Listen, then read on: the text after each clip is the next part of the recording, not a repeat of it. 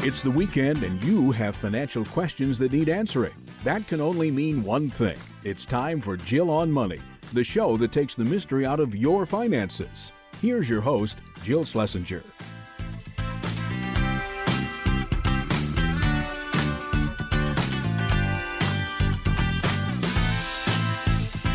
Welcome to the Jill on Money Show, the program that takes the mystery out of your financial life. We're starting off with Margot. She is somewhere across the Atlantic Ocean. Hello, Margot. How are you? Hi, Jill. I'm doing great. How are you doing? Fabulous. What's going on? How can we help you out? Yes, I'm a U.S. citizen living in Europe, and I'm planning on retiring here. I'm open to working part-time in my retirement. I no dependents, no debt. But I do have a couple retirement funds, and I think I should condense them down or at least get some advice on them. Okay, got it. And Margot, so as a U.S. citizen in Europe, are you working for a U.S.-based organization or a European one right now? Yes, I'm a freelance for a U.S. organization. Okay. So you have all the tax stuff that you need to deal with is being dealt with. You don't need to worry about that, right? Right. Okay. I've dealt with that. That's fine. Perfect. Okay, great. How old are you? I'm 40. Oh, you're so young. And you're talking about retirement. When is that happening? 65. 70. Wow. Okay. So we're looking 25 years ahead of time. You're on it. I love that you're on it. What is the freelance income that you earn right now? Right now, I would say it tends to be about $70K. Are you making some sort of retirement contribution on your own behalf? Do you have a SEP IRA? Do you have a Uni 401k? Because or do you have to participate in a company plan? Yeah, that's what I was wondering. So I found that I could set up an account through Fidelity. Mm-hmm. That's part of why I'm calling. I'm not sure where to go. What do you mean when you can set up an account through Fidelity? Meaning it's a retirement plan for yourself or through the company? For myself. Okay, I gotcha. What other retirement plans have you participated in? Where's the money that you have participated in the past? So I have a Roth 403b. Okay. I have a 401a with Fidelity. Okay. I have a spit in TIAA. A spit. I like that. A bit. Oh, I thought you said a spit. I was like, okay. How much is in TIAA? Like 11,000. And let's just do the numbers associated. The 401a, what's in that? 160K. Okay. And the 403b? 96K.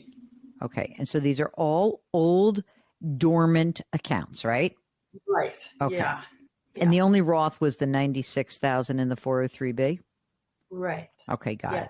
So those are your three old plans, right? Well, I also have a pension. Oh, I love that. Tell us about the pension. So I guess what I was reading is that I could have 44,000 paid out or just keep it with them. So it's a cash balance of 44,000 that's in there. You're no longer accruing any time or credits in that plan. That's the old pension plan. And so are you saying like if you were to open up a new account, you could basically open up maybe a Roth IRA, a SEP IRA. You would be able to put money in for yourself, which you totally can do, your own retirement contribution. No problem with that. How much of that 70,000 do you think you could commit to a retirement plan? Probably per year, maybe 5,000. Okay. So I think that sounds like we could be just opening a Roth IRA for you, and that would be just fine. Do you own any property either in Europe or in the U.S.? No. Okay. And what about money in the bank, and where do you keep money? Yeah, I have about 60,000 in savings, and I also have about 6K. It's an inherited. An inherited IRA. And I've just been holding on to that. When did the person pass away? Almost 2 years ago. So this is It's not a spousal. It's inherited from either a parent or someone else, right? Okay.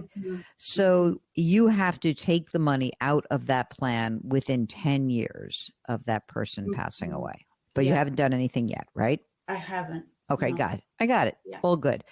So you claim you basically pay taxes as a U.S. citizen, right? So it's not like you're earning money. In other words, you're not earning money in Europe. You are earning money with a U.S.-based company, and you happen to reside in Europe. Is that correct? Is that the right way to characterize it? Well, it's tax. I should have said this. It's tax-free. Tax-free? That's my favorite kind. I pay some taxes here in Europe, but still file in the U.S., but it's pretty minimum. Amazing. Oh, my mind is spinning right now. So in other words, if I look at your tax return, I'm not going to see $70,000, or I'm going to see $70,000 on which there is no tax due. Is that right? Yeah. My hands are rubbing together. I'm so excited. Okay. That's so good. How's your cash flow though, in general? Because you said you could put $5,000 in a Roth, maybe going forward, but like the 70,000, not, minimal local taxes, but not much more than that. How is your cash flow right now? Yeah, I think I'm doing fine. I'm more trying to save to eventually purchase property. Yep. So I would say my expenses are maybe $3,000 a month. That's being generous. Okay. Well, that's good. That's great. So, so a couple of different things. One is that you have this $70,000 a year. It's earned income. So you could potentially open up a Roth IRA, and you could, and you could do that right with Fidelity. All right. And you could easily make that contribution. It's, it's $7,000 this year. So maybe you would stretch a little bit. You'll do 7. It's fine. Can I ask a question? Uh-huh. If the expenses are that low, where's the rest of the money going? Margot is traveling all over Europe. Well, I mean, if she's spending $36,000 a year on monthly expenses and she's making 70 and she can only put away 5,000, where's the rest of it going? Oh, no. I have about 60,000 put away in savings. Yeah. So she saved, but Mark's asking a very interesting question, which is, are you saving like that savings account? Did that accumulate just in the last couple of years? Mm-hmm. Aha. There's the money, Mark. All right. And so you feel comfortable. You like to have a little nest egg, right? Because you're freelance, right? Yeah. So I need to be okay with the ups and downs of being freelance. Yeah. Okay. So the 60 is good. But going forward, you could, in addition to the Roth, also save more money is what we're trying to identify. Could you save more? Yeah. Okay. And I also have 12,000 in a foreign pension. Oh. Which I can take out or roll over in some way. Oh my God. Who knows how to do that? I mean, a foreign pension, you'd have to do that there, I presume. We'll get back to Margot in just a second. If you've got a question, go to JillOnMoney.com. We'll be right back.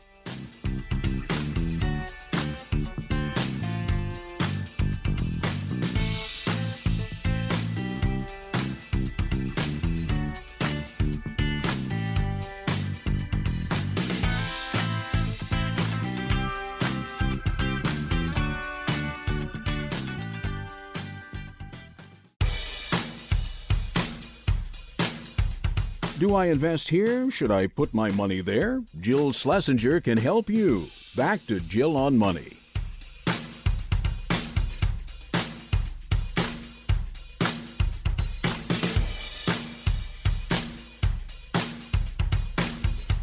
You're back. It's the Jill on Money Show, and we are here answering your financial questions. If you have one, just go to our website, JillOnMoney.com, and click the Contact Us button.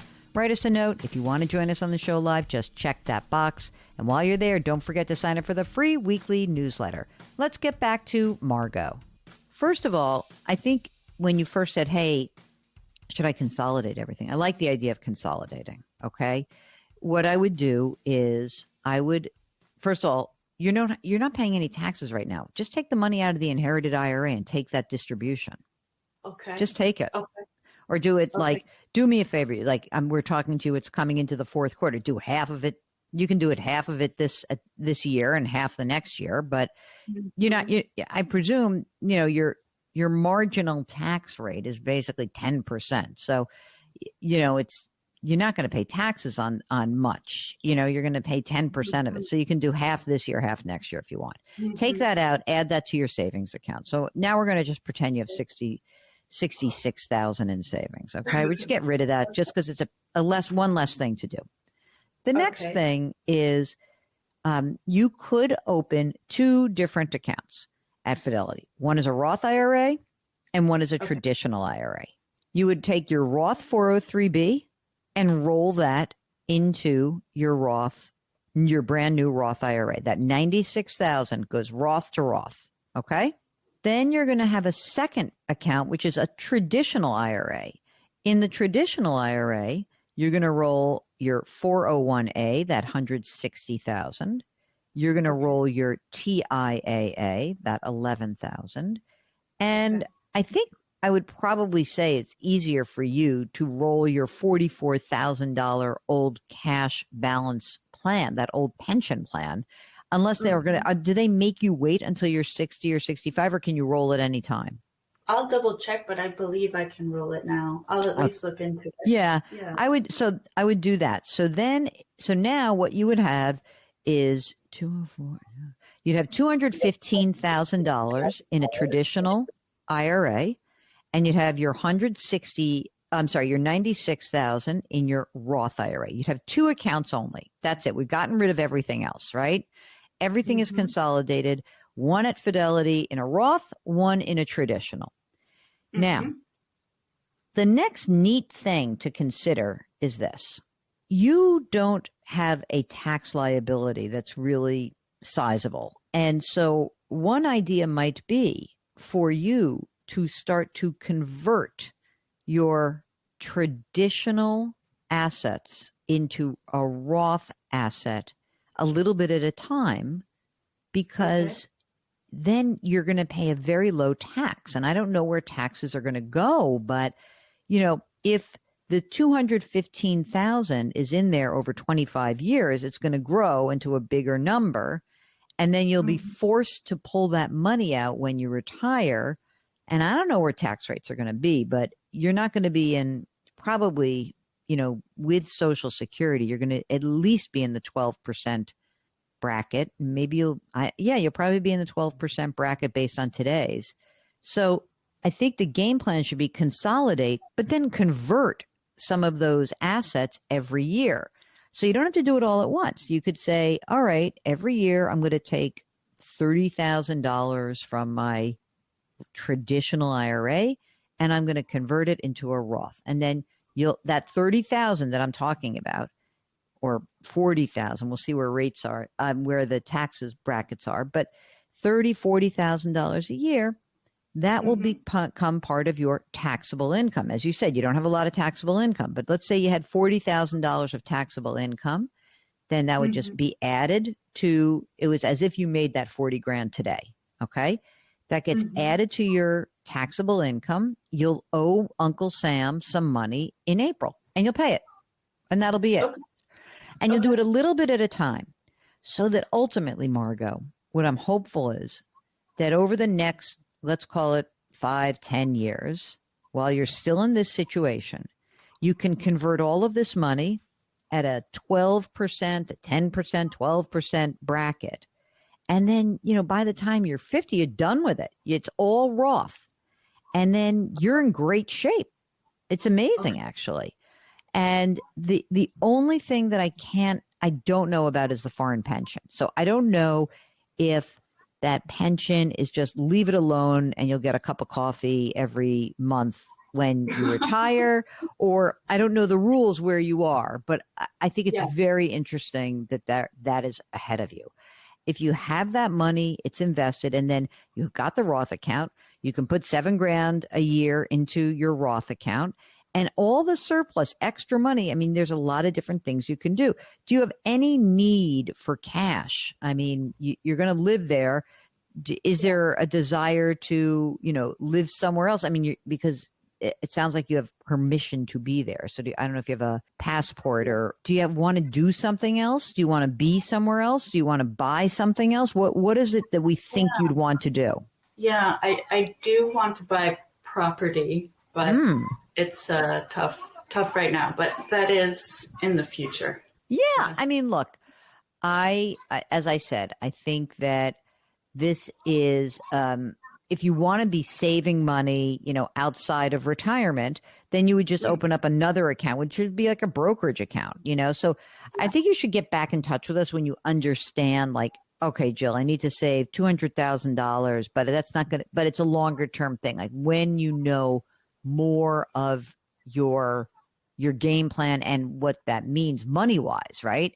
That's what I'm concerned with. So I think broad game plan, open up a Roth IRA, open up a traditional IRA, roll the old assets like to like, Roth 403B into the Roth IRA, 401A, TIAA, and the old pension, roll that all into the traditional IRA, and then begin the process of converting that traditional IRA into a Roth over time. You don't have to go crazy. Again, the top of the 12% single tax bracket this year is $47,150. So I don't know what your actual taxable income was last year, but you've got some leeway there. So if you wanted to do 40 or 45 a year, let's say 40, that would be a great start. And you can see where where the marginal tax bracket is for 12% every year. You'll be able to do a little more every year. And I think this is a great way to be able to ultimately end up with all Roth assets. And that way, when you finally do claim your Social Security, you don't have something growing that's going to force you to take money out. You will just have your Roth assets, which you can tap whenever you want. And that's kind of a cool thing. That's a great situation to be in. For the house purchase, for the maybe future house purchase, I think I would probably open a third Fidelity account, just a brokerage account, and start saving beyond that. Like you don't need much more than your $60,000 in savings, right? That's 66, right? After we get your money out of your IRA, because, that's 2 years of your living expenses, essentially. So, I mean, I wouldn't do much more than that. So then you can start a brokerage account. So, yeah, I guess that would be my last question. How much percentage in a brokerage account for that? Well, let's think it this way. Let's say you end the year, let's say you have $70,000 in your savings account, and then you'll put $7,000 in your new Roth IRA for this year. You can do that. You don't have to do that. You have until tax filing time to do that. Okay. And then I would see how much your cash flow is. Once you've put that $7,000 away, then I would say, all right, well, if you've got $1,000 or $2,000 a month extra that was going into savings, or $3,000, just put it into the brokerage account and make the investments a little bit less aggressive than you might if you were looking at retirement, because you might need this money. If you're trying to consider the various options that are in front of you and you want to know how to proceed, give us a holler. Go to JillOnMoney.com and click the Contact Us button. We'll be right back.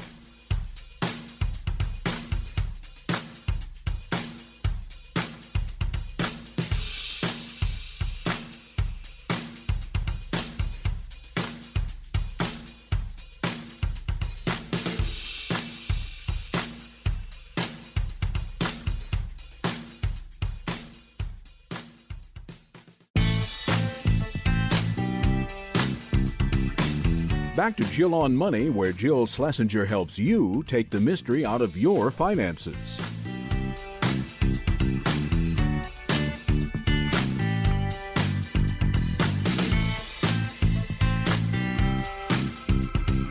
You're back. It's Jill on Money, and we are here trying to help you make better or maybe even less bad financial decisions. We do that by encouraging you to go to our website, JillOnMoney.com. When you're there, the upper right-hand corner, there's a Contact Us button. Click it, complete the form, let us know if you want to come on the air live. While you're there, you may want to check out our next upcoming live webinar. It is going to be focused on year-end financial planning and specifically tax loss harvesting. It's on Thursday, November 14th 15th at 7 Eastern Time. But you've got to subscribe to Jill on Money Live for $35 to join us. And I encourage you to do that. Right now, let's take an email. This is from Chad, whose subject line is gradually, then suddenly personified.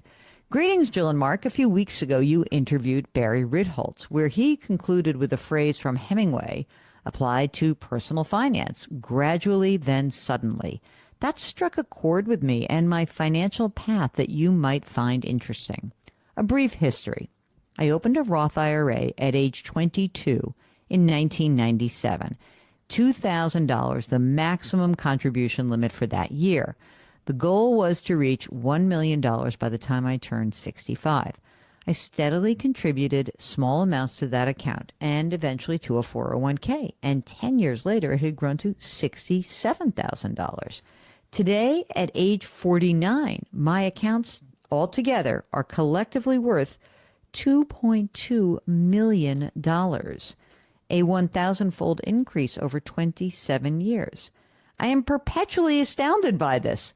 90% of that money has remained invested in nothing but an S&P 500 index fund.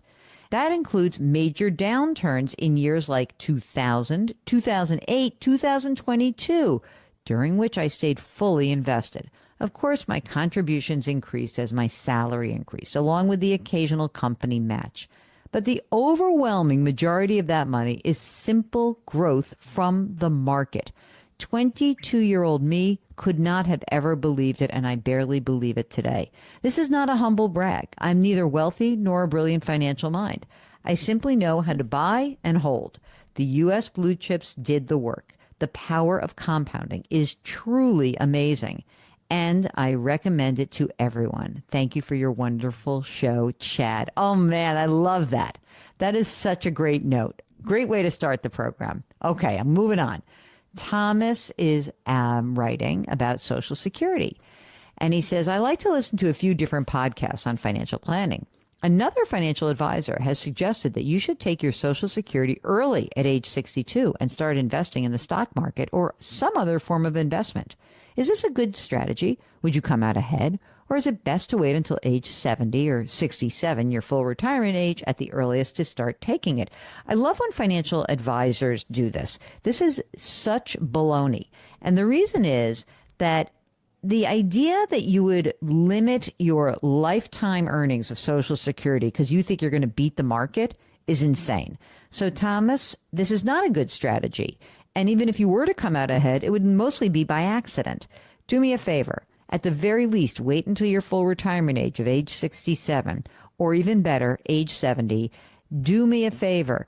Count all the money that you're guaranteed over time. You know what Mark likes to call Social Security? It's the pension plan for the rest of us. Okay? Do me another favor. Unsubscribe from that podcast. Yeah, really. Unsubscribe to that podcast and send this podcast around to every single one of your friends.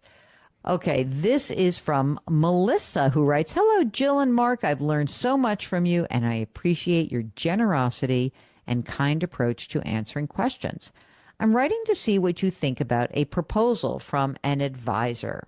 First, some background. I'm 60. My husband is 61. My husband is retired, and I plan on working for another 3 to 5 years. I make $166,000 per year. All right, here's the money. Savings. $210,000 in a mix of CD ladders, meaning, ladders of when they mature, and a money market account. $232,000 in a brokerage account.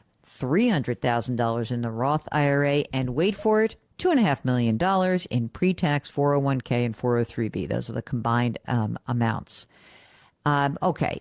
In addition, we've got $28,000 in checking, $45,000 in an HSA, $125,000 with a current employer's 403b, just $15,000 left on our mortgage, and we spend about $7,000 to $8,000 a month. Our current plan is to wait until age 70 to collect Social Security. Oh, previous writer of the email. See this one. Okay, husband will get $4,200. She's going to get $4,600. Okay, advisor has suggested taking about $350,000 from my husband's 401k to purchase an annuity, which would fund the time between my retirement and collecting Social Security. Having been a loyal listener to your show, I initially bristled at the suggestion of an annuity, but the product they are suggesting doesn't have a commission or a significant fee. What do you think? I know the place where you are getting this advice, and they do have no cost annuities. So that's kind of a cool thing. However, but I guess the question is why? Why not just take the money out of the account and turn the spigot on whenever you want to do it? In other words, why purchase an annuity at all when you could just use the money from the 401k to fund the difference between your retirement date and collecting Social Security? So, I mean, you got plenty of money. You could do it, and considering it's low cost, it's fine. But I don't know. It seems like an extra step. Just pull the money out of the account and you can do it. Instead of like, right? So if you're saying you're going to, let's see, you're 60, you're going to work 3 to 5 more years. Just pull the money out of the account that you need. Why do you need to buy an annuity? It seems like an extra step. I don't know if it makes a ton of sense. What do you think, Mark? I don't agree with it. I mean, they've got $3 million right now. That's going to continue to grow. They're really talking about, funding the gap between retirement and Social Security, which is going to be about 3 to 5 years. They have the money to fund that gap. Yeah, like it doesn't seem like you need an annuity. So it's almost like, why? In other words, it's not the worst idea because it is a low cost. So it's not like there's some fat commission that's going to eat into it. But like, I don't know, why tie up the money? Doesn't seem like a great idea. If you need a financial mentor, we're here for you. Go to JillOnMoney.com and click the Contact Us button. And don't forget to let us know if you want to join us on the air live. Just check the box. The Jill on Money Show will be right back.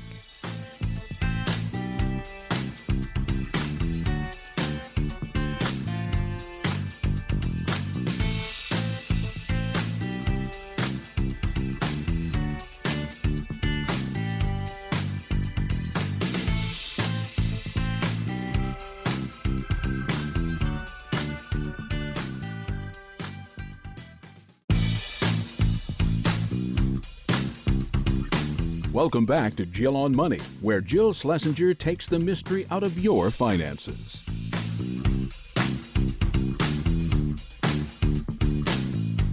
You're back. It's Jill on Money. Here's an email from Dan. Okay, Dan says that he and his wife both have something called convertible whole life insurance, which can be used for long-term care if necessary. They decided to buy $125,000 for him, $250,000 for his wife back in 2019 instead of purely long-term care because that annual premium was very high for his wife.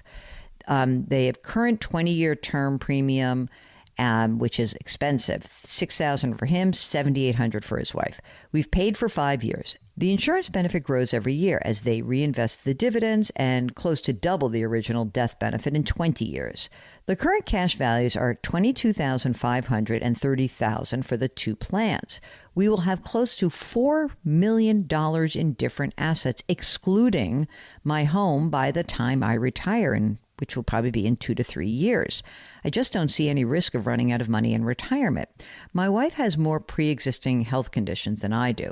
If we do not use it, it will go to our kids as life insurance payout. Is it worth it to keep these two convertible whole life insurance policies? This is a tough one. I mean, you're paying a lot in premiums, so that is one of the reasons why that would argue against it. I guess I would want to know about your wife's pre-existing health conditions. You have so much money, you absolutely can self-insure. That's not an issue. I think the bigger question is the peace of mind worth it for you? And that is a separate question that I really would need to talk to you more about. I'm sort of on the fence because I want to know what her condition is, what the prognosis is, and how that plays out. Is it the kind of thing where we'll know in a few years if she might need this kind of insurance or not? Maybe we do give yours up versus hers. Maybe we keep hers in place for a little while. Get back in touch with us. I'd really like to know more, Dan. Okay, Stephen writes, a quick and simple question that warrants a quick and simple answer.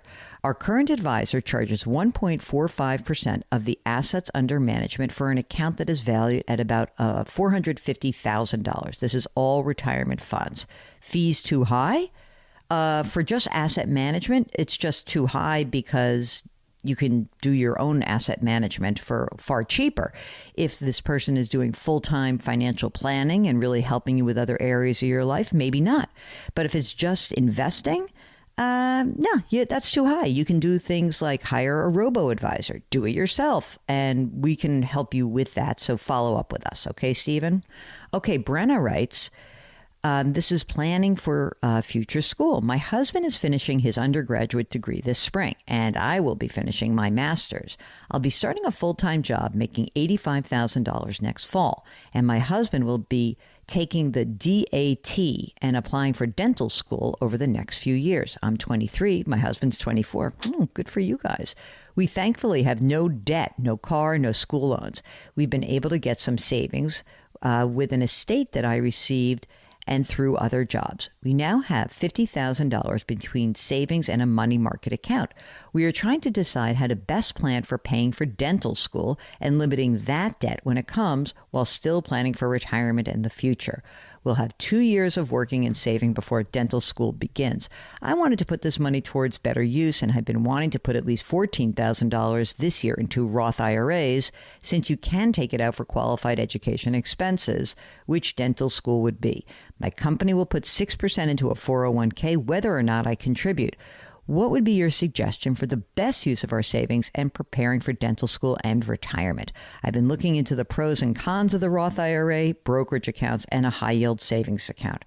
You know what I would do? Since this is just a couple of years, I would just get a 2-year CD and put a chunk of money in there. I like the Roth IRA money, and you can take it out for qualified education expenses, but I also like locking in some money where you know you're going to get, a 4 or 5% interest rate. So I don't think I would do a brokerage account or a high-yield savings account, because I think those rates on the high yield savings are going to go down. Lock in the CD right now, and the brokerage account has too much risk for such a short period of time. But I do like the Roth suggestion, and you're right, you can get to the money. So maybe a good idea for you. Okay, this is Grace who writes, at the current high stock market level, is it wiser to do a Roth conversion or just take a distribution and invest it in my brokerage account? We don't need the money at this time. We do need to start getting money out of our 401k and IRA accounts. I'm 66 years old and retired with $2.2 million in pre-tax and $2.2 million in after-tax. We've been doing Roth conversions up to the 12% tax bracket since we retired in 2020, but those pre-tax accounts keep growing. I know, not a problem to complain about. We receive a pension of approximately $38,000 with no cost of living adjustment, with a 75% spousal benefit. At full retirement age, our combined benefit will be $67,000. We spend about $110,000 per year, including taxes, trying to spend more, but it's hard to overcome that save brain. Trying to talk my husband into new countertops, LOL. I love listening to you guys every day. I've learned so much. I need some more courage to come on live. Thank you for all you do. Okay, Grace, I think that we should have a different conversation with you guys.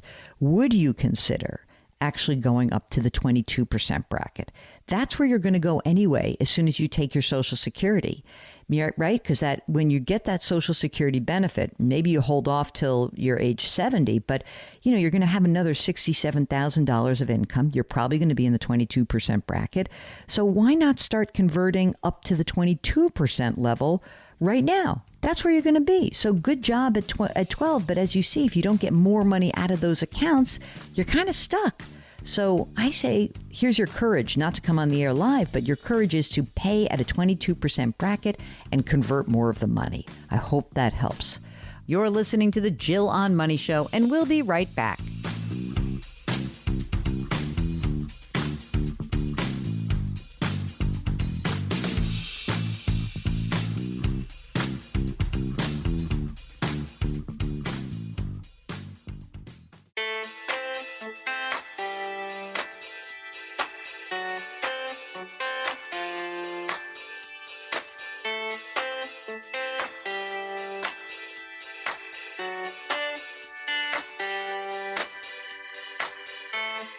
Welcome back. It's the Jill on Money Show, and we are here trying to help you make better financial decisions, or maybe just help guide you through the choices that are in front of you. If you need some assistance, just go to JillOnMoney.com, click the Contact Us button, complete the form, and of course, let us know if you would like to join us on the program live. This email is from Gary, who writes, I'm recently retired and I'm wondering, should I keep my 401k where it is or should I roll it over to an IRA account? Gary, this is one of the most commonly asked questions, so I like to answer it. It's kind of like making sure that we cover the basics. So when you leave a job, whether it is for retirement or whether it's because you're going to another job, there are options that are in front of you. So the thing that's interesting is when you retire, it's two basic options. You keep the 401k account where it is, or you do roll it over into an IRA rollover account. So how do you make the choice? First, we've got to find out whether or not your employer allows you to keep the money in the old plan. Now, most of them still do, but, just a thing to check out. If they allow it, now the next question is, what's in the plan and how much does it cost? In other words, do you have a really robust 401k plan with lots of choices, with a bunch of index funds that's fairly inexpensive? Many employer-based plans, especially the big ones, are good. They've got cheap index funds, the plan administrative costs are low, so that is an option. But of course, you could also roll over the funds. And if you were to roll over, then you would just try to figure out, do you need to do it yourself or are you going to be working with an advisor or a financial planner? If you're going to do it yourself, then I encourage you to check out one of the big firms. Honestly, when you're there, you can check out whether or not you need their robo-advisor, whether you want to choose cheap index funds yourself. It really depends a lot on what your needs are. I hope that helps. If you've got a question about rolling over your assets or thinking about retirement, give us a holler. Go to JillOnMoney.com and click the Contact Us button. We'll be right back.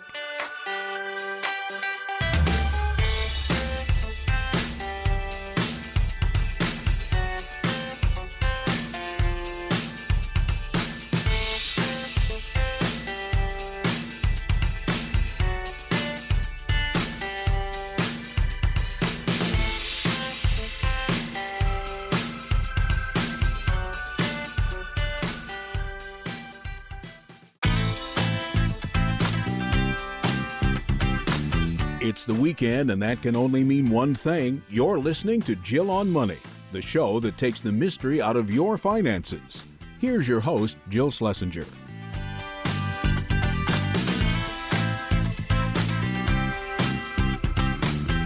You're back. It's the Jill on Money Show. We are trying to help you make better financial decisions or better life decisions that just happen to influence your money. If you've got a question, go to JillOnMoney.com and click the Contact Us button. We're going to start the hour with Hollis, who's on the line from Nevada.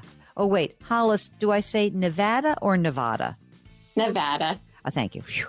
I figured I got that right. How can we help you out today?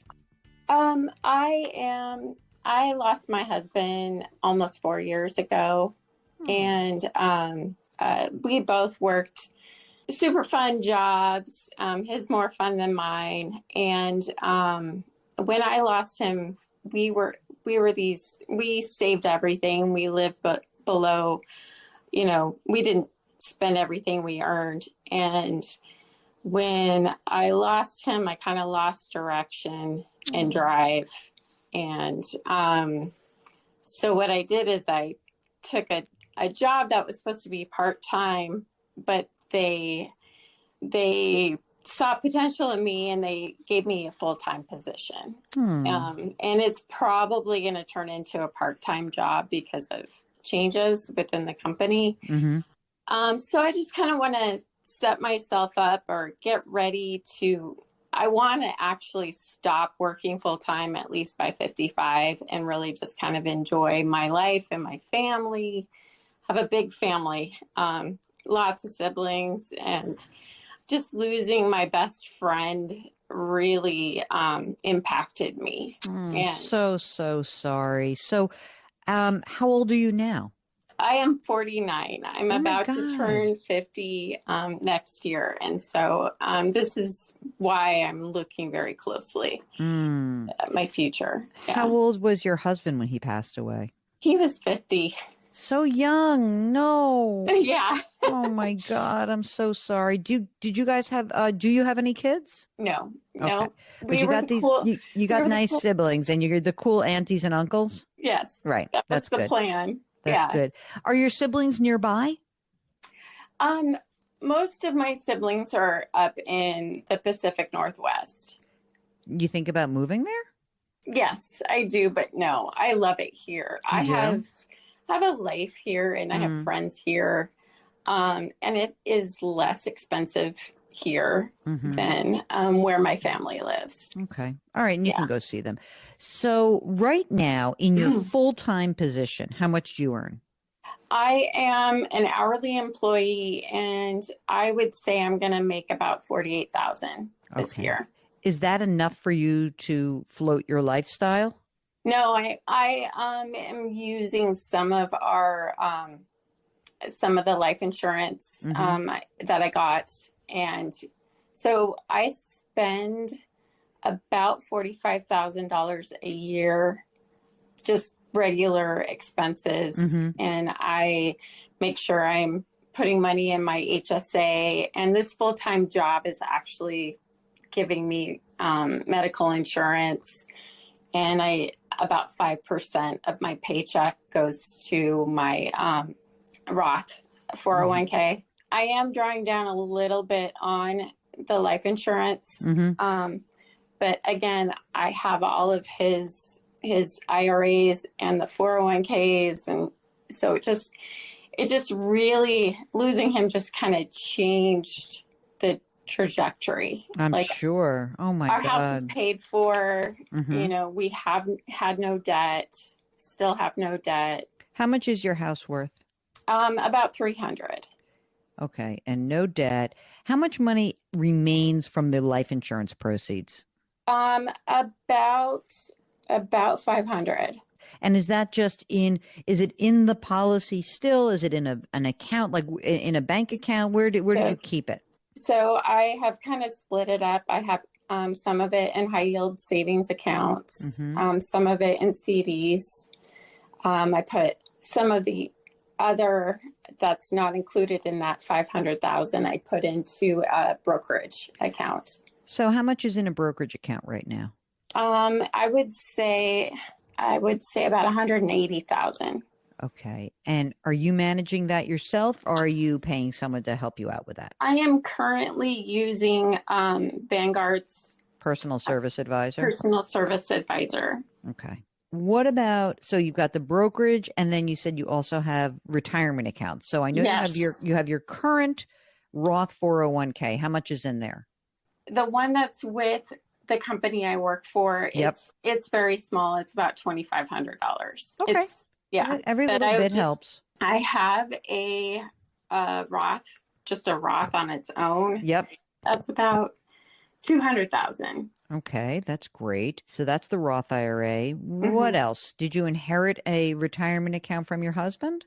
Multiple accounts, yes. Do you have a tally, or do you want to give me one big number? You can go account by account, whatever's easier for you. I have about another $400,000.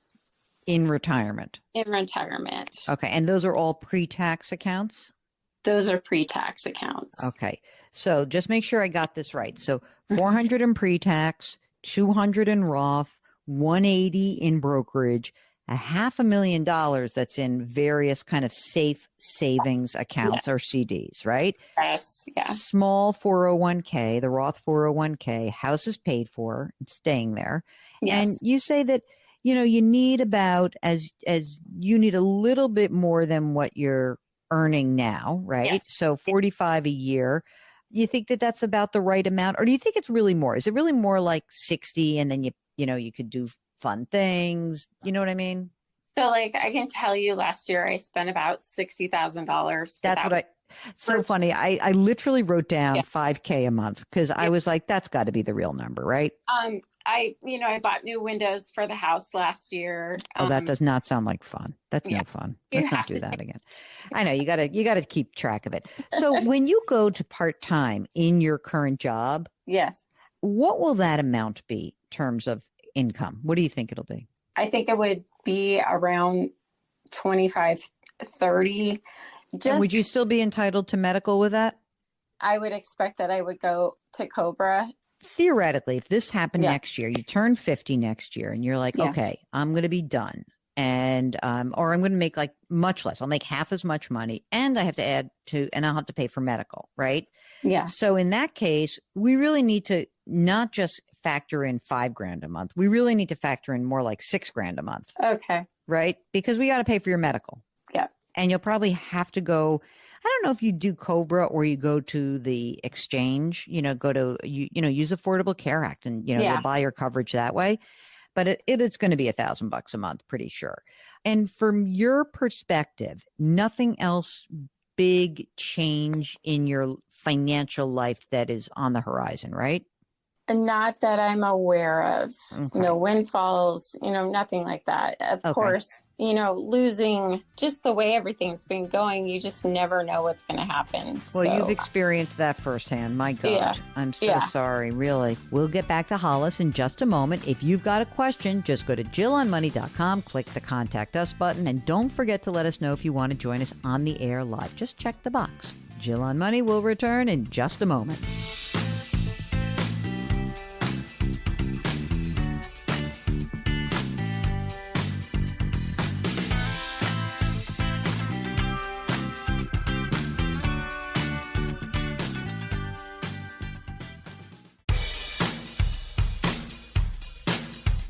Do I invest here? Should I put my money there? Jill Schlesinger can help you. Back to Jill on Money.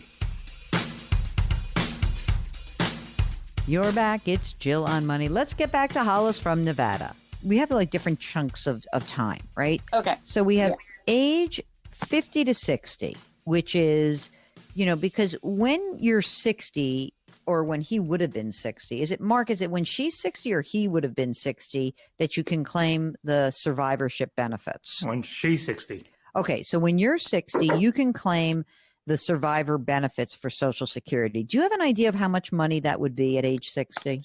So I looked it up, and the only thing I can tell you, because the statements went online. Mm-hmm. The last statement I have for him, his full retirement was $2,100. Okay. And that was in 2014. So it's going to be more than that. Right. I bet it'll be more. Let's say 2,500. I bet that's low anyway. Okay. So we need to get you. So by the time you get to 60, right, you'll have the survivor benefits. And then did you earn more than him or did he earn more than you? I earned more than him. Okay. So then at your age 70, what is your Social Security projection? Do you have an idea about that? 2771. It'll be more, I bet. Okay. So we have 10 years that we've got to pay for. Then you're 60, and then you have $2,500 a month from 60 to 70. And then, it's probably going to be more like $3,000 a month when you're 70. Yeah. So I think that's how we would make sense of this. Now, you're going to work part-time for how long, do you think? 5 years, 10 years? What do you think? But I'm going to say indefinitely. Like right now, I'm working in a super fun job. Okay. And that's why I've stayed there. I'm almost on my third year there. I kind of see myself working, but at the same time, I really like to not have that responsibility. So that's kind of where I'm like the 55, 60 is where I'm thinking. Okay. Okay. We need $50,000 for the next 5 years, which is $250,000. So that's why I'm thinking like maybe $250,000 or $300,000. And we start to really be much clearer, like the money in high yield savings. It should be more money. We should start locking down some CDs because you're going to need that money. But, as interest rates go down, I don't want you to get screwed as high yield savings rates go down. So how would you feel if we only kept, let's say, $300 in safe money and then they put the $200 in the brokerage? How would you feel about that? I could do that. I've been slowly moving some of that money into the brokerage. Yeah, and I think that's what we should start to do. And do you get assigned a specific person from Vanguard when you do this or not? Because of how much I have invested with them, I have a specific person. Do you like this person? Is a good person? I feel like he's listening to me, but we've only talked twice. Okay. If you need, you may even want to talk to somebody about, just you want to really articulate to him, here's what I'd like to do. I want to make sure, and you tell him this game plan. And you can say, I want to start to put more money into the brokerage account. I'm going to plan on putting in, let's say, 200. You don't have to do it all at once. If it freaks you out to do it all at once, because I know it's scary, right? It is. And so, you can say, like, I'm going to put 20 grand a month in until I get another 200 in there. That's fine with me. Okay. So then my goal would be that by the time you get to age 60, you're now starting to, you'll have the money that is from the pre-tax money. So you're going to have 10 years of growth of that pre-tax money. Then at age 60, you'll have basically what I'm thinking is the Social Security survivor benefit will replace your part-time income. It'll be like some, sort of a nice chunk of money, but not enough to live. But when you're 60, what I think you'll do is you'll start pulling money out of the pre-tax account to do the same thing, which is to pay for some of the expenses that you're going to incur. Okay. Mm-hmm. And you'll be in a low tax bracket. And so you'll just slowly but surely take the money out. And then, when you get to be 70, you will be able to probably have most of this money will be exhausted. Now, the question really is, do you have the opportunity to really stop working? I'm going to say, I want you to have a good life. You have endured a lot of pain, and I feel terrible about this. But I also want to say that it's not like 100% easy street for you. That you don't have enough money so that I'm like, you're done, you're fine. You have a house that's paid for, that's great. You're enjoying yourself. If it is not too onerous, I would prefer that you continue working full or part-time for as long as you can. Because, and I'm not even saying that you have to go crazy saving in your Roth 401k through work, unless there's a match. If there's a match, do it. But if not, I really just want you to live within your means as much as possible. Like I said, it's not that you can't do it, but it's not, if the 60 grand a year or 70 grand a year, if that you need, it starts ballooning up and you start pulling out of the savings or the brokerage or the pre-tax account and you do it in a big way, you're going to run out of money. And I don't want that to happen for you. So in my ideal world, you would stay full-time as long as possible, mostly because I want your medical. And it sounds like you're having a good time. And so if they say, well, we don't really have full-time for you, you say, how much do I have to work to qualify for medical coverage? That's what I want you to try to settle on in the near term, because that cost of health insurance is a real deal. Yes. Okay. But I think that you can navigate this, that, especially if you have a job that you like and it's fun, maybe every year is not going to be 50 or 60 grand a year or 70 grand a year. Maybe it'll be a little less, maybe it'll be a little more, but not much more. It seems to me that you're in a good shape right now, but it's not 100% guaranteed that you can just blow through this money. Because I'm a little concerned that once, you pull back on the amount of work, that you'll be using more of your money up, and then we don't have the money working for you. And that's what we're really trying to do, is make sure that you have as much upside in the future as possible. Now, I don't want you to be like, oh, I can't go see my siblings who I love in the Pacific Northwest because I actually don't have enough money to be able to afford that every year. That would be no fun for me, unless you want to sell your house and move in with one of them. This is exactly what I needed to hear. Okay. I feel like I feel bad because I wanted make it all, I want to wave my magic wand and make it okay for you. Yeah.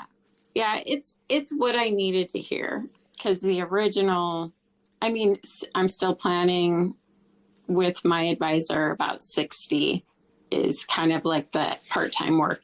But this is exactly what I needed to hear. All right. And it was really hard to get. You're the first person to be real clear with me on that. So, well, and I want to just say that the other issue around this in my world is that when you go through a massive transition like you've gone through, I get that you are going to reorder your priorities. I get it. All the plans that you had with your husband that didn't pan out, it just it just blows up your whole life. So I understand that.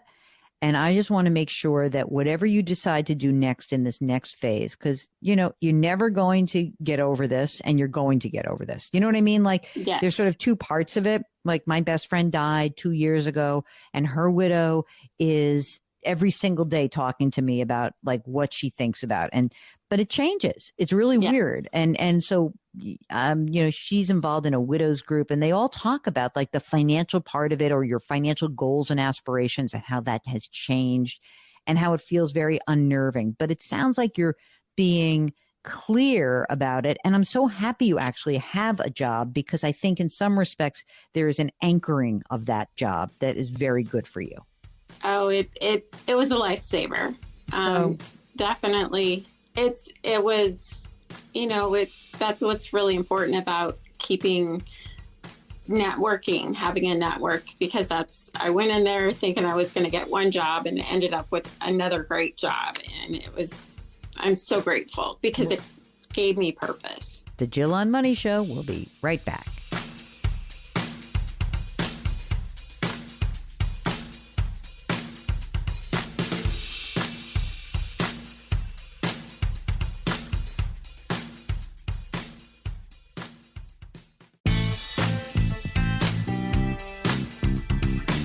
Back to Jill on Money, where Jill Schlesinger helps you take the mystery out of your finances.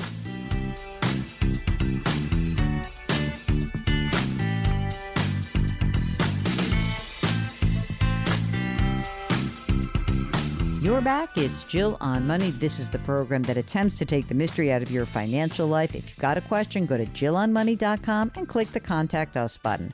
Let's take an email. This is from David. I'm turning 30 this fall, and my wife will be 27. We're expecting our first child this March. I want to make sure we're on the right path to retirement while setting up our future kids financially. David is an accountant. He says, I earn $105,000 a year. My wife is a part-time dental hygienist. She makes $48,000 a year. I contribute 4% to my company's 401k. I receive a 4% match. My wife contributes 5% and receives a 4% match. I just started my job in May, so we only have about $6,000 in our company's 401k. We both have Roth IRAs, $42,000 in mine, $8,000 in hers, and we just started to max out both of those accounts. Right now, we've got $41,000 in a high-yield savings account, $13,000 in the bank, $2,000 in a brokerage account. Oh my gosh, we own our home. We've got a 2.625% interest rate and $188,000 remaining on the mortgage. Our monthly expenses have been about $6,000 a month. Our only other form of income is from a side gig that I picked up, and it pays $2,000 a month. Outside of maxing out our Roth IRAs and contributing the minimum match our company provides, is there anything else we should do to get us into the best position for retirement? I'd like to see my wife retire at age 50, and I would see myself working until age 67. Lastly, what do you suggest I do for my future kids? The plan is just 2 kids. Should I contribute to a 529 plan, or should I pay them through my LLC that I opened and contribute everything to a Roth IRA for them? Okay, David, I think that there's a couple of things. First of all, why not consider putting more money into your 401ks, especially if there are Roth options? That's obviously the quickest way that you'll be able to bump up your retirement savings, because you're making a lot of money. You don't spend a lot of money. Those expenses are really low, helped by that low mortgage interest rate. I think I would hopefully for you guys, I think that you can use that extra money that you're getting from that side hustle that you have, that $2,000 a month, that you can bump up your retirement contributions. As far as a future plan for your kids, yes, I love the 529 plan. I think that's a great idea. I mean, while a Roth IRA is fine, they have to have earned income. So you can't just open up an IRA. Once you pay them through your LLC, they actually have to be doing something. So I think a 529 plan would be cleaner. Maxing out retirement accounts as soon as you have, especially if you have a Roth option, would be great. And the 529 plan, that would be great. Any extra money that keeps coming in, maybe you just keep funding in that brokerage account. But I think you'll be pretty well off if you can do those 2 things. This is from Anonymous, who's looking for advice when it comes to when it makes sense to engage a certified financial planner.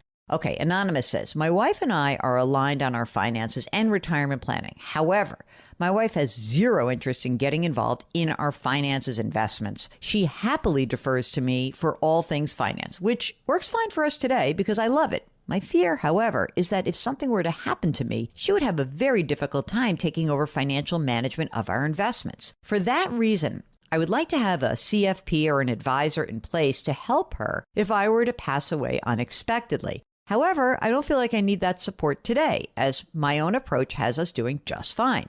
Could you please share some thoughts on how and when I might want to secure a, quote, standby advisor? Here are the facts. I'm 51 years old. My wife is 47. We're healthy, but we see a few challenges. We have 2 late teenage boys. They're healthy. One is halfway through college, the other halfway through high school. Our net worth is about $2.6 million, which includes our $600,000 house. Our estate docs are all in place. I love this question, Anonymous. So I think what might be helpful for you is to see a fee-only financial planner right now, just to get your wife at least attuned to what's going on. Meaning that even if she has no interest in it, she still has a voice in what your future looks like. So while you guys are both healthy today, I think it would be great to talk to somebody and say, hey, here's what we have. Can we do some retirement planning? Can we do a projection? You pay somebody today and explain the exact situation. That to me is the cleanest way to go about this.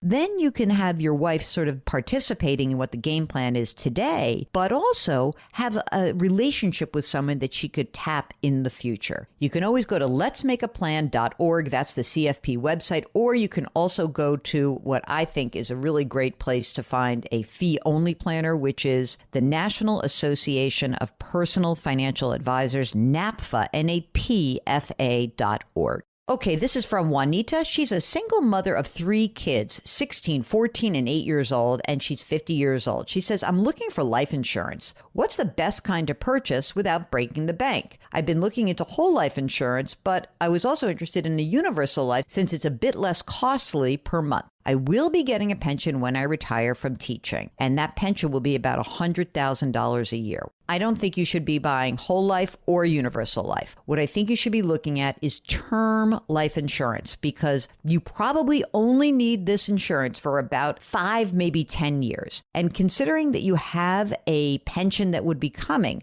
my question would be, if you were to pass away, would your kids get that pension? That's something that would be really an important factor in figuring out how much coverage you need. I don't know what other assets you have and how that factors into the equation. Even though you're 50 years old, and even though term life insurance is expensive, more expensive as you get older, I probably would look at a 10-year term life insurance policy. It's probably about as much as you will need. Give us a holler back, Juanita. I'd love to talk you through this and see really what we think your actual insurance need would be. This is from Michelle. She writes, I watched your take on not paying extra on mortgage to pay it off. Our scenario is we are 56. My husband retires next year from the Army. He'll have a $140,000 pension immediately. We have $1.3 million saved in a Roth, $200,000 in cash, $88,000 left on a mortgage at 2.5%. Oh my gosh. My theory is if you have a low mortgage interest rate and you can pay it off faster, you can get rid of the loan by paying off an extra $800 every month, as opposed to a higher interest rate and higher monthly payment. You don't need to pay off a 2.5% note, because having access to your money is more important than having debt-free lifestyle. Now, if you just want to be debt-free and that's the only thing you care about, then sure, go ahead and pay off your mortgage. I don't particularly think that this makes sense. Being debt-free when you have such a low mortgage interest rate is just something that you're emotionally doing, not something that financially makes any sense. You're listening to Jill on Money, and we'll be right back.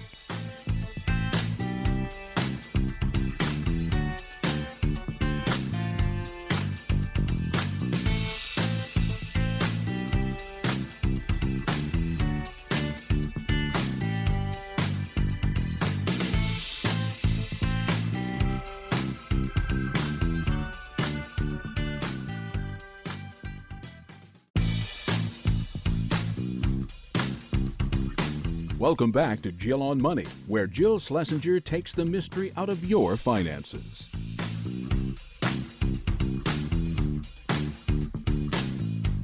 You're back. It's the Jill on Money Show, and we are here trying to help you make better financial decisions and really maybe answering a lot of the questions that have to do with the big issues in your real life.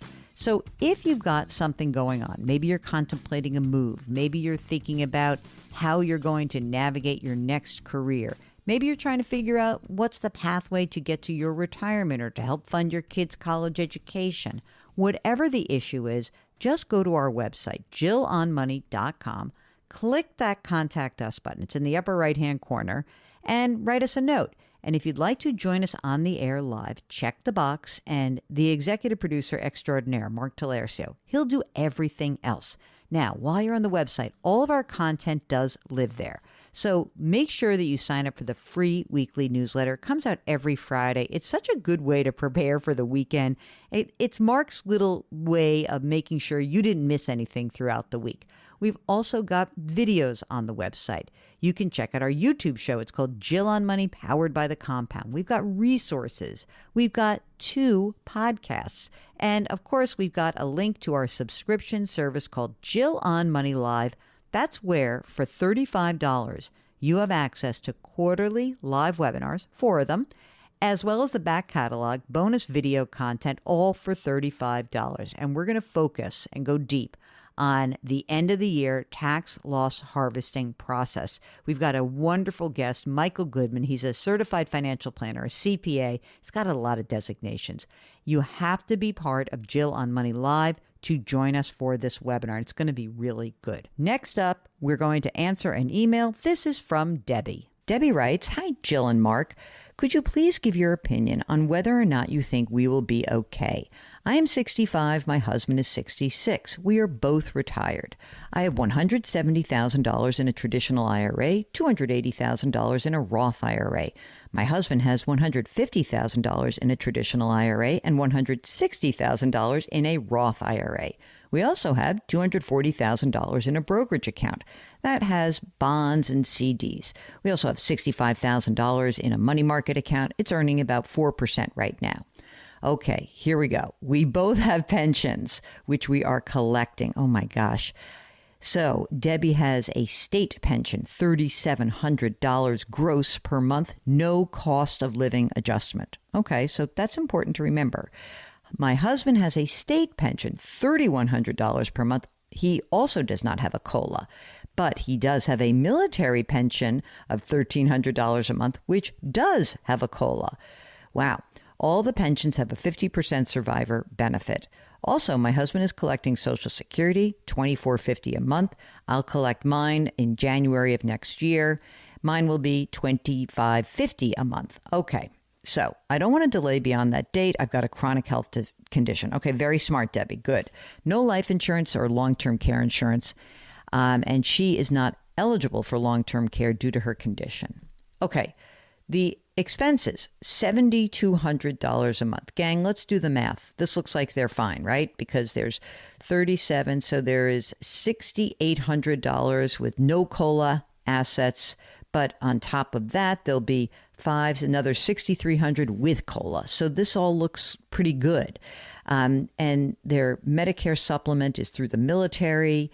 They're great. This is not a problem. So the house is paid for. It's worth $340,000. Okay, here's the deal. My son and his family recently moved to Europe permanently. We would like to travel there several times a year. I don't know how much that's going to cost. I'm thinking maybe another $25,000 a year.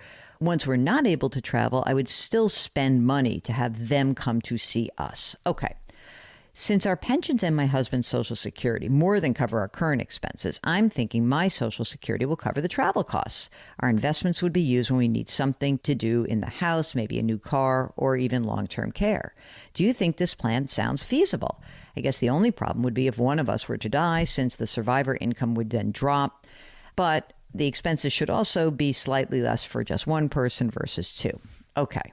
My biggest fear is to run out of money or not being able to pay for long-term care. Ideally, we would love to leave an inheritance to our son, but of course realize that may not be possible. We just want to be certain we have enough to cover any long-term care needs. I listened to several financial podcasts. You give the best advice, in my opinion. Well, thank you, Debbie. I know this is long. I did want to just give you a full, accurate picture since I was too scared to come on the air live. Thank you so much. Here's the deal. I think you guys are fine. But more importantly, here's what I really want to think about. Is it okay for you to just take a breath here? Can you just say, whatever the decisions you've made, they're kind of already made. You've got the pensions, and that's wonderful. And even though there is no cost of living adjustment, you have other money that will be adjusted for inflation. Again, the military pension and 2 Social Security checks.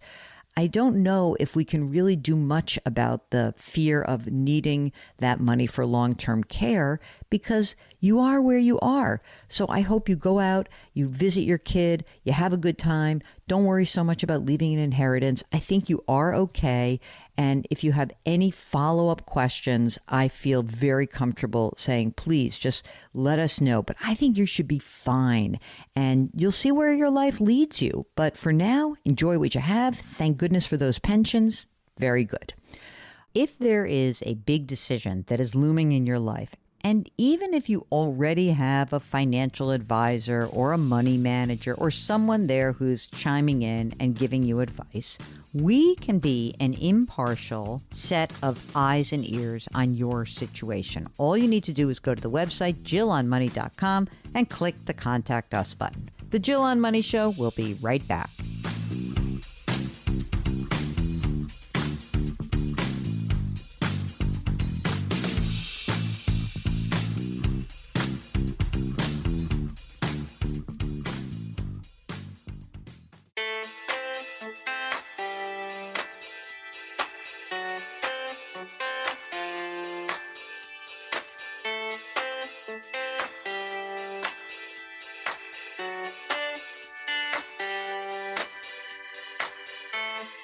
You're back. It's the Jill on Money Show. And before we conclude the program, a few reminders. Everything that we do lives on our website, JillOnMoney.com.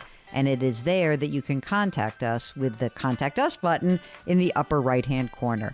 Please check out all of the great stuff that's there. There's free stuff. There's stuff you can buy. You can buy my book. You can subscribe to Jill on Money Live. But even if you did both of those things, it wouldn't be that much money. I think maybe, let's say, $50, $60. So that's all it'll cost you. And you're going to get a lot out of it.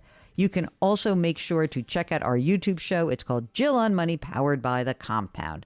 Before we conclude, let's take an email from Barbara, who wants to know, is it necessary to check my credit report annually if I have already frozen my credit at the 3 credit bureaus? Well, Barbara, that frozen credit is good because it locks down your credit file. But I still like to check my credit report annually. It's free, it's a good habit, and it is there that you might find something old that's on your credit record that could impact you. So I just like cleaning that up. I know maybe it seems like it's a little bit more than necessary. Maybe it sounds like you're wearing suspenders and a belt. I don't know. I just like to do it anyway. And for those of you who have not locked down that credit by freezing your credit at the 3 credit bureaus, I highly recommend you do that. We have a porous society. Your information is all over the place. Once you've actually frozen your credit, nobody can open a new credit card. Nobody can get credit on your behalf. But again, that annual credit report and even monitoring your credit card accounts, I just think that keeps everything tidy. That's just me, but I think that it's really well worth doing. Okay, that is it. That is the program. Thank you so much for listening to us today. Our music is composed by Joel Goodman. Mark Talercio is our executive producer and our king of all things web. He's just fabulous. As always, we encourage you to lift someone up. It is going to make that person feel good, and it's really going to make you feel good. So go ahead and do that. Change your work, change your wealth, change your life. Thank you for listening. We'll talk to you next week.